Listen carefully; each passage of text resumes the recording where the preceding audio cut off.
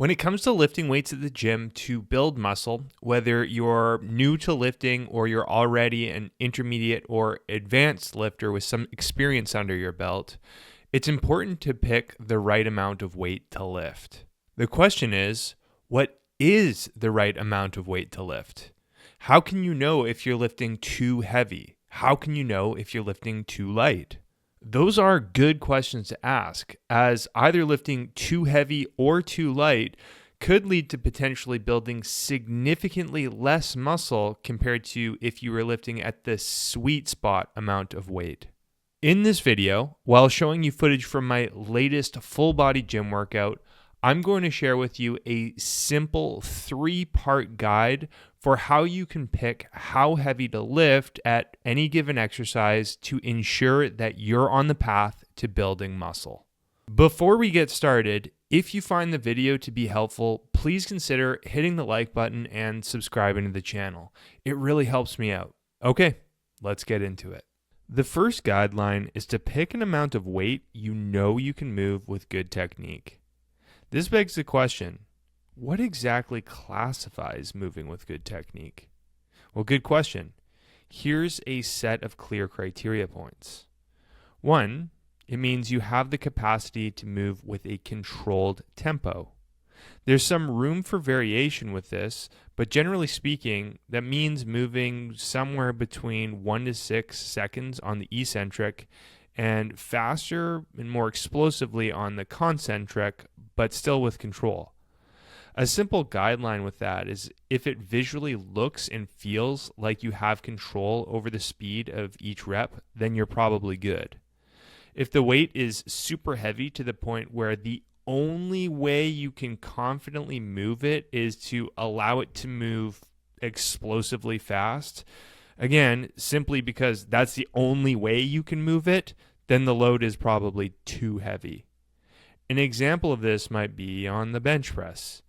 If the only way you can get through a full rep is if you allow the weight to dive bomb down to your chest so you can bounce it back up, then it's probably too heavy. 2, you should be able to maintain a proper setup throughout each rep. Good exercise technique involves setting your body in a particular strong, safe, and efficient position for each exercise. If the load is heavy to the point where you can't uphold your setup or positioning throughout a rep, then it's probably too heavy. For example, if you're doing a barbell back squat and the only way you can move the weight up is if your hips have to involuntarily shoot up, followed by your torso dropping forward, kind of like a combination between a squat and a good morning, in opposed to being able to keep your torso in a mostly static, upright position without your hips shooting up, then the weight is probably too heavy.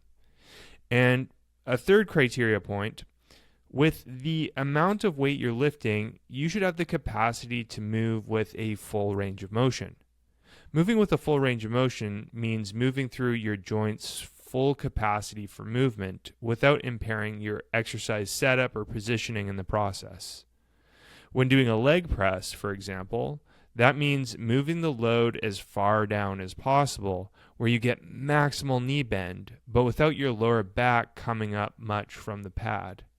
If the weight is heavy to the point where the only way you can confidently move it is through intentionally moving with a partial range of motion, like where you only bend your knees like halfway to where they're capable of bending, then it's probably too heavy for you.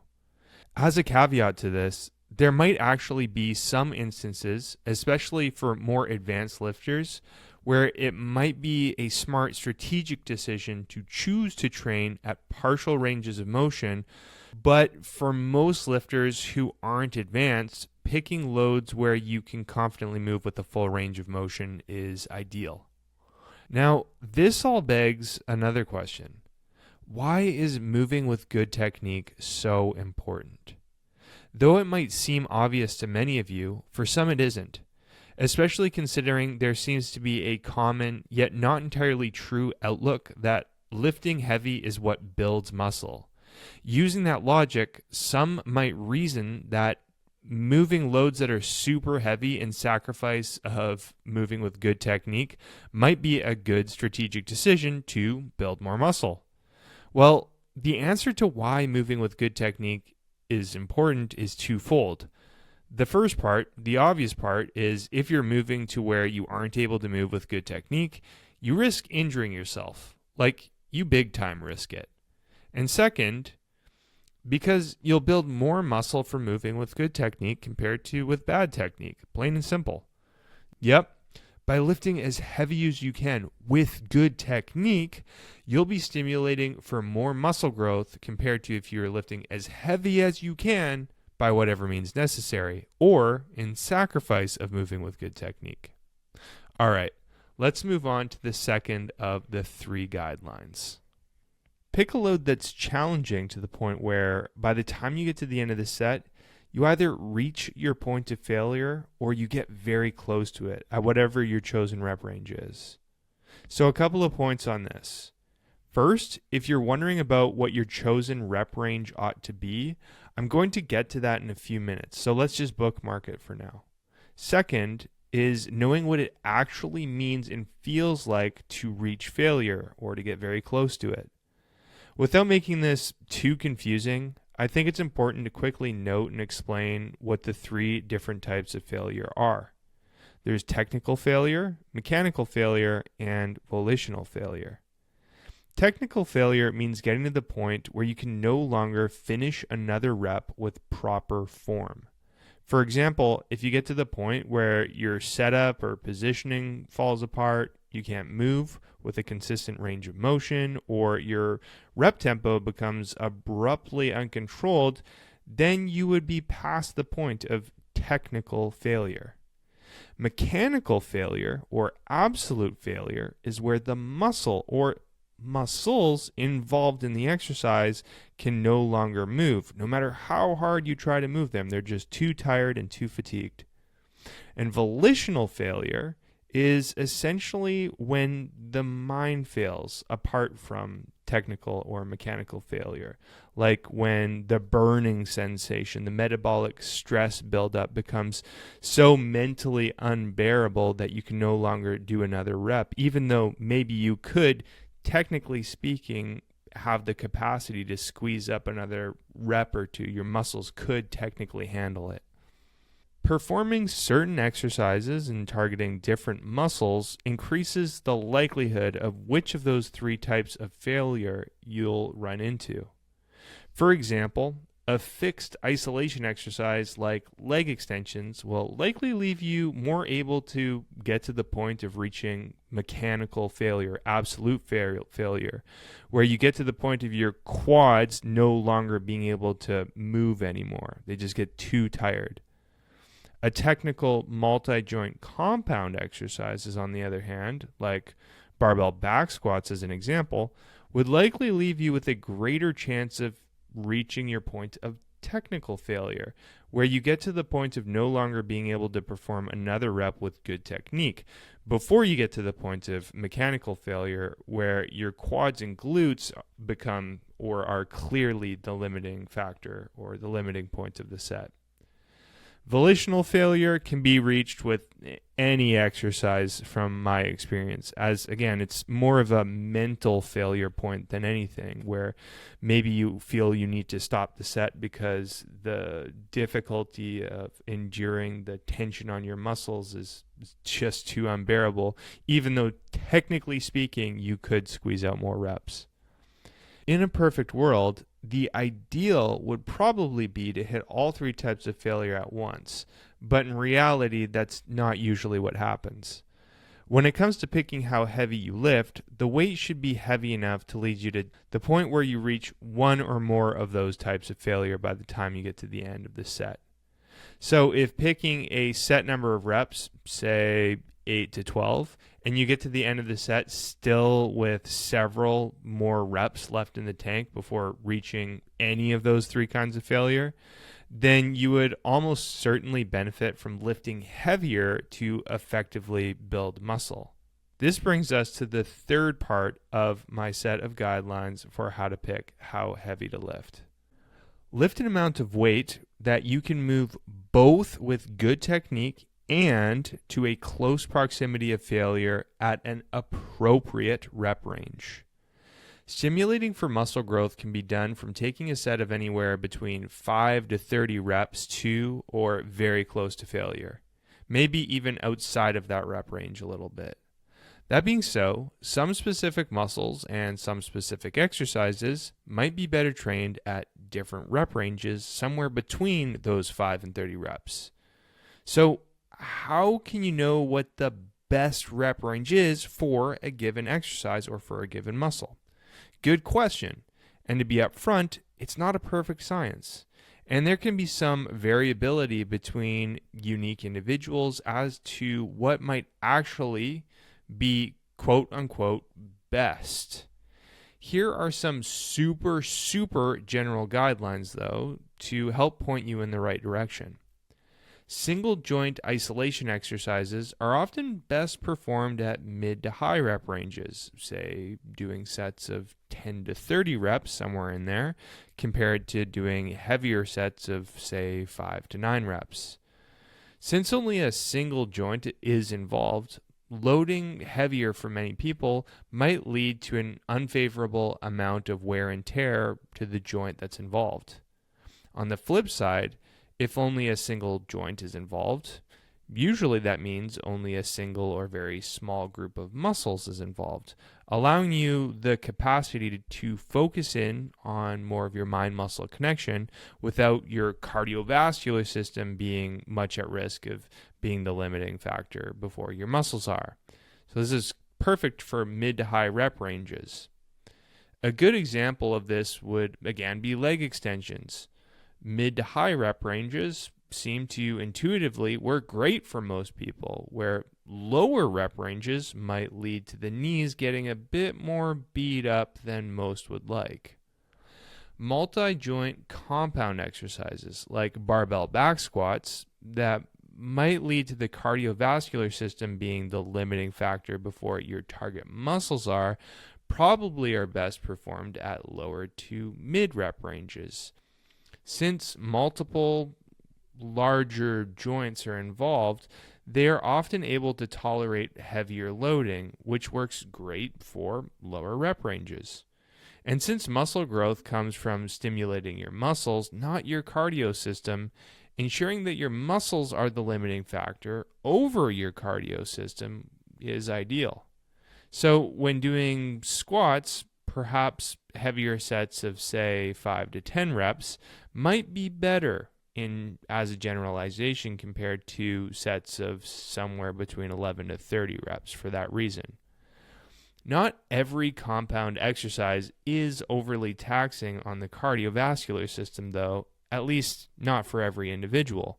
Barbell bench press, for example, might actually be performed great at higher rep ranges, since the cardio system would be involved much less, at least much less compared to free weight barbell back squats. Same with even something like a leg press versus again, free weight barbell back squat. This is where picking your rep range can really be considered a cross between a science and an art. There's room for variation and personal preference. For exercises that feel great on your joints and don't overextend your cardio system at a wide variety of rep ranges, then picking your preference, as long as you're able to move with good technique and, of course, to a close proximity of failure, is probably a-okay. If you're a newer lifter and haven't yet discovered what or how to know what your preferred rep ranges are for any given set of exercises, sticking to rep ranges probably around the 10 to 12 reps mark is probably great, universally for all exercises. It's a mid-range rep target that doesn't risk overtaxing the cardio system or eliciting a lack of concentration from having sets that go on for a long time, and they're not likely to load the joints to the point of causing excess wear and tear or fatigue. Once you get confident about picking amount of weight that meets my first two guidelines at that middle of the road rep range, then experimenting with other rep ranges is definitely warranted. Now, I've got to mention something super important here, which pertains especially for the beginner lifters watching now, and even many of the intermediates. Shoot, it's even important for many of the advanced lifters watching too. So, this is all a learning process. Moving with what can be described as the ideal of good exercise technique with a challenging amount of weight is a skill. It's tough to do and takes practice to get good at. Having picture perfect technique takes years of lifting for many people, and when really pushing your limits, technique still might falter a bit. Shoot, it definitely still does for me. But even so, the most important thing is to know that moving with good technique is an ideal to always work towards. Same thing goes for lifting close to failure. Though it sounds simple, just do as many reps as possible. Understanding where that point really is, keeping in mind the different kinds of failure, and knowing where your true limitations are is also a skill. It also takes a lot of practice. Again, it's something that I'm still learning for myself after 20 years of lifting weights. It's another ideal to work towards.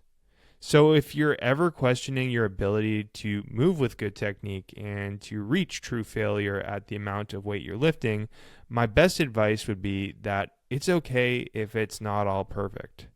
These are skills that take time to develop and probably will never be completely perfect.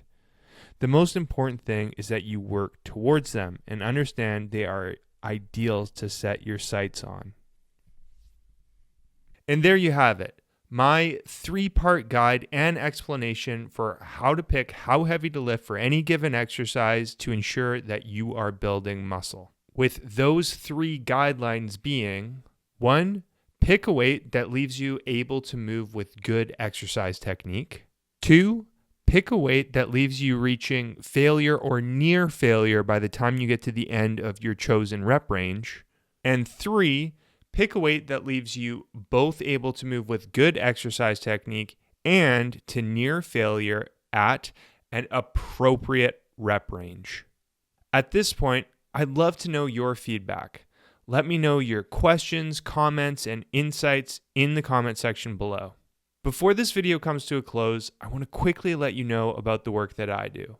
When I'm not making YouTube videos or Instagram content, I work full-time as an online physique coach, where I help my clients to accomplish their muscle growth and fat loss goals by optimizing their approach to strength training and nutrition. And I coach them through the process. I've been doing this work for over 7 years and love helping my clients to not only transform their bodies, but ultimately their lives. If you've been considering getting some help with accomplishing your own physique goals, feel free to hit the link in the description below, where you can learn a little bit more about the work that I do and how I can help you. You can even use that link to schedule a free video consultation with me.